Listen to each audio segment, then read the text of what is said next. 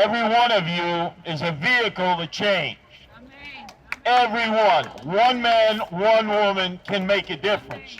You can never look at one another and say, wow, should be hundreds, thousands, tens of thousands. There are, but they haven't been tapped in yet. I mean, look at myself. I founded the Guardian Angels in February. It'll be 40 years. Our goal, protecting people. But in protecting people, we came across some of the worst marauders in society. Rapists, killers, people would stab and shoot. And then when I would see them in prison, you would see study after study. And there were three factors that constantly surfaced, no matter where it was, because we're in now 13 countries, 130 cities. As I would visit the prisons, the studies would indicate these men came from broken families, had no education, couldn't read, but the main factor was they were abusive of animals at an early age, and nobody did an intervention. Nobody did an intervention because people did not think of animals as being on the same level as people. So naturally, they just accelerated. So they ended up beating their children or their wives or their girlfriends or their co-workers, or they took it out on strangers and mauled them or molested them or killed them or strangled them and became sadists. But where did it start? With the abuse of animals. So it translated to me, we couldn't just be protecting the people. We'd have to protect the animals too. And that's when we created the Guardian Angel Animal Protection Division.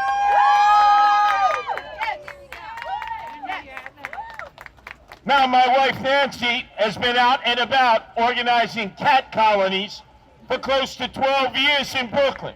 So she schooled me on everything that all of you have been doing over the years and have been unrecognized for. And naturally, I have a bully pulpit on TV and radio, and I speak about it on a regular basis now. But I also had the opportunity of becoming the chairman of the New York State Reform Party 2 years ago. And as I said to any candidate who came by to kiss my tuchus to get our endorsement, you will have to sign on to the first ever complete animal rights protection platform in the United States. Now, the way you recognize that is when you go to the polls November 6th, and you do. You just vote Straight Reform Party line. You've heard from Nancy. There are others. They couldn't get our designation unless they signed on to it. And it starts with no-kill shelters in the state of New York, from Buffalo to Brooklyn. And every village and town and borough in between, there will never again be an animal killed because simply the state decided that the clock had ticked too long. And I've gone into these shelters, and so many of you have gone into the shelters. But you know what it's going to take to wake up the general population. Look at the analytics. 60% of New Yorkers have either as friends in their homes, animals or dogs. But do 60% of New Yorkers know what takes place behind the walls of shelters? No! What we need is a documentary that clearly typifies to them what the animal control people do on a regular basis. And how it's 3 days for some, sometimes less, and the next thing you know, they're euthanized. Well, guess what? People in America turned on the death penalty when they saw somebody strapped into a Sparky or they saw them injected with lethal fluids.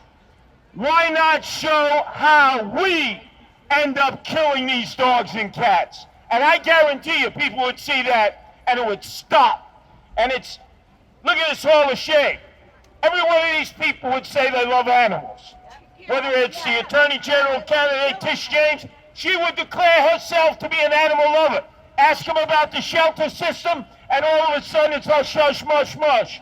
They've had dementia or Alzheimer's. They don't seem to know. They don't seem to care. And more importantly, they don't think it's a priority. Well, what we have done in the New York State Reform Party is we have said people and animals are equal.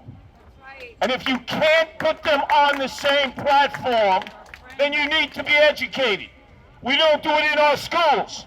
We don't teach our children as they begin to move up the academic ladder. The importance of understanding how these animals are so important to human beings in our entire society. They have absolutely no idea. When our new immigrants come to this country, they aren't schooled into how to take care of animals, how to treat them with respect and courtesy, and to treat them like another human being. Now, I could say that because I'm considered a pretty tough guy. And obviously, a lot of guardian angels here and all over the world are considered likewise tough women and tough men.